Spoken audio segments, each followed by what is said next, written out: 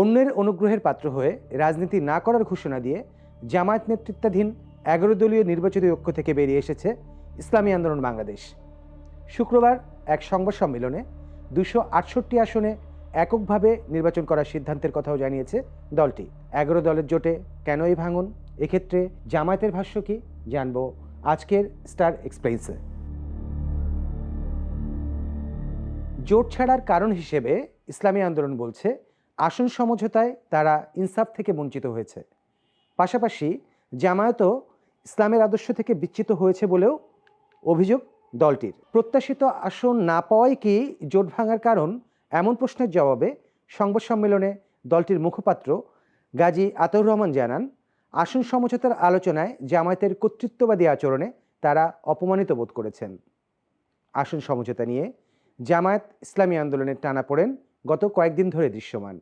বিভিন্ন দিন দরবারের পর শেষ পর্যন্ত জামায়াত ইসলামীর নেতৃত্বে 10 দল আসন সমঝোতায় পৌঁছায়। বৃহস্পতিবার রাতে ডিপ্লোমা ইঞ্জিনিয়ার্স ইনস্টিটিউশনে সংবাদ সম্মেলন করে এই নির্বাচনী মোর্চার প্রার্থীদের নাম ঘোষণা করা হয়।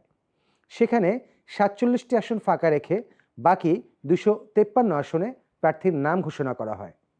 এরপরই জোট ছাড়ার সিদ্ধান্ত জানায় ইসলামী আন্দোলন। সংবাদ সম্মেলনে পাতানো নির্বাচন নিয়েও শঙ্কা প্রকাশ করেন আতাউর। তার অভিযোগ, জামায়াতের আমির বিএনপির প্রধান তারেক রহমানের সাথে সাক্ষাতের পর নির্বাচন পরবর্তী জাতীয় সরকার গঠনের কথা এককভাবে ঘোষণা করেছেন, যা জোটের সাথে আলোচনা ছাড়াই করা হয়েছে। তার আশঙ্কা, নির্বাচনের আগে প্রতিদ্বন্দ্বী দলের সাথে সমঝোতা সমন্বয়ের আভাস একটি পাতানো নির্বাচনের সন্দেহ দাঁড় করিয়েছে।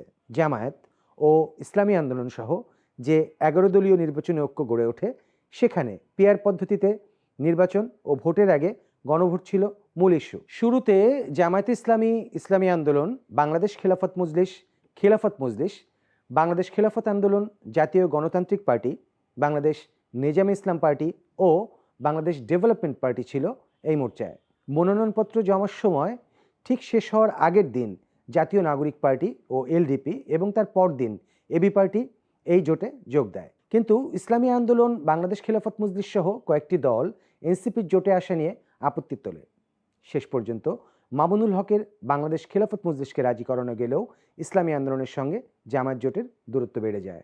11 দলীয় নির্বাচনী ঐক্য থেকে ইসলামী আন্দোলন বেরিয়ে যাওয়ায় জোট ভেঙে গেল কিনা জানতে চাইলে জামায়াতের সহকারী সেক্রেটারি জেনারেল ও কেন্দ্রীয় প্রচার বিভাগের প্রধান ইহসানুল মাহবুব জুবায়ের জানাচ্ছেন, এটা তো একটা সমঝোতা ছিল, ইসলামী আন্দোলন সেই সমঝোতায় পৌঁছাতে পারল না। এই জামায়াত নেতা আরও বলছেন, আমরা তাদের জন্য সম্মানজনক সংখ্যক আসন রেখেছিলাম।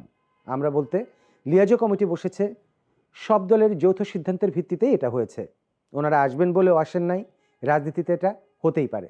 এক্ষেত্রে 11 দলীয় নির্বাচনী ঐক্যের ঘোষিত না হওয়া 47টি আসনের কি হবে জানতে চাইলে তিনি বলেন, এখনও ওটার সিদ্ধান্ত হয়নি। এই আসনগুলো তো ইসলামী আন্দোলনের জন্যই রাখা হয়েছিল। এখন আলোচনা করে 2-1 দিনের ভেতরেই সিদ্ধান্ত নেওয়া হবে।